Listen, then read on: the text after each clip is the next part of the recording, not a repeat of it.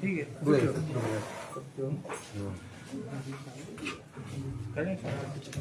जी sir. ये बथनार थाना क्षेत्र में 31/12/2025 की शाम को एक अज्ञात शव मिला था, बोरे में बांधा हुआ, जिसका सिर कटा हुआ था। बाद में उसकी पहचान जो है फेकन पासवान, ग्राम धर्मपुर, थाना बथनार के नाम से हुई। और 2 दिन के बाद उस बॉडी का जो है वो सिर भी हम लोग को बथनार थाना क्षेत्र से ही मिला। इस कांड में हम लोग ने SIT का गठन किया था। उसका नेतृत्व जो है SDPO सदर 2 कर रहे थे, आशीष जी।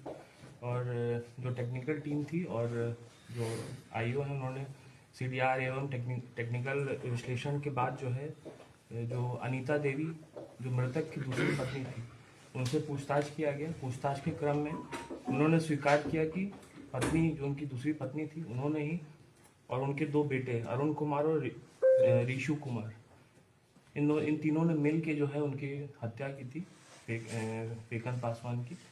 और जो ये टेक्निकल एनालिसिस के बाद पता चला, अरुण कुमार जो इनका लड़का था, वो उस दिन उसी रात यहाँ पे आया था बथनार थाना क्षेत्र में। मूलतः वो आसाम में काम कर रहा था, पर उस रात वो यहाँ पे आया, उसके अगले दिन वो वहाँ से गायब हो गया। इसी को हम लोग को संदेह हुआ। उसके बाद पूछताछ किया गया। पूछताछ के क्रम में इन तीनों ने अपना जो है कन्फेस किया है घटना के बारे में। और फेकन पासवान को रात में खाना खिला के सुला दिया गया। उसके बाद उसकी जो है गर्दन काट दी गई और फिर उसको बोरे में पैक करके बाइक पे जो है उसको वहाँ पे NH के पास फेंक दिया गया। इसमें जो कपड़े जो लोग पहने हुए थे घटना के समय, उसको कन्फेशन के आधार पर बरामद कर लिया गया। जो धारदार हथियार था उसको भी बरामद कर लिया गया है। और जो कारण था घटना कारित करने का, वो इनका आपसी जो पारिवारिक मामला था और फेकन पासवान का किसी एक अन्य महिला के साथ भी रिश्ता था, उसके चलते ये घटना घटी और पैसों का लेन देन का मामला भी सामने आया। तो इस प्रकार ये पूरी घटना का सफल उद्भेदन हुआ। जो पूरी टीम थी उसने सराहनीय काम किया। और जो अभियुक्त है अरुण कुमार ठाकुर, इसको पकड़ने के लिए हमारी टीम आसाम गई थी, वहाँ से इसको पकड़ के लाई। और जो घटना में प्रयुक्त दबिया है उसको बरामद किया गया है। घटना में प्रयुक्त कपड़े हैं जो पहने हुए थे अभियुक्त, उनको बरामद किया गया है। और जो CDR इत्यादि का लोकेशन जिस मोबाइल का था उसको भी बरामद कर लिया गया। इस केस को जो है हम लोग स्पीडी ट्रायल में चलाएंगे और इनको सख्त से सख्त सजा दिलवाएंगे। गर्दन को किसी दूसरे जगह फेंकने का क्या मकसद था? वहीं की आइडेंटिटी ना पता चले शव की। और जो ये था कि इनकी परिवार, इनको पता भी था कि इन्होंने ही हत्या की, उसके बावजूद भी इन लोगों ने रोड जाम वगैरह भी किया था, पूरा ड्रामा भी किया। लेकिन जो सच है वो अत्यंत जो लास्ट में है वो निकल के आया बाहर। और पूरा जो घटना था, इनकी बीवी, दूसरी बीवी और जो 2 लड़के हैं उनके द्वारा ही प्लानिंग करके इनको मारा गया।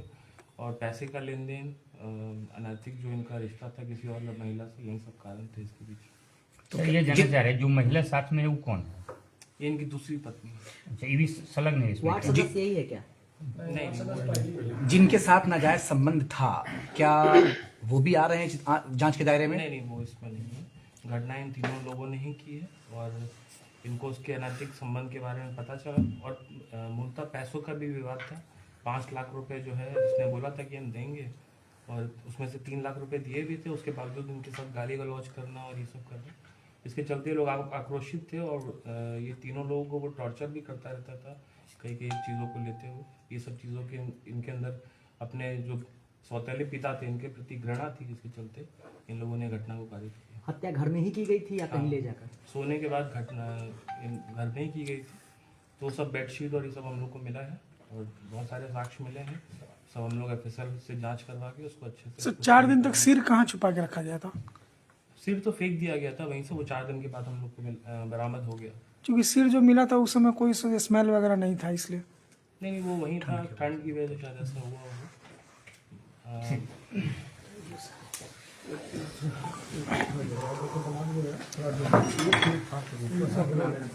होगा।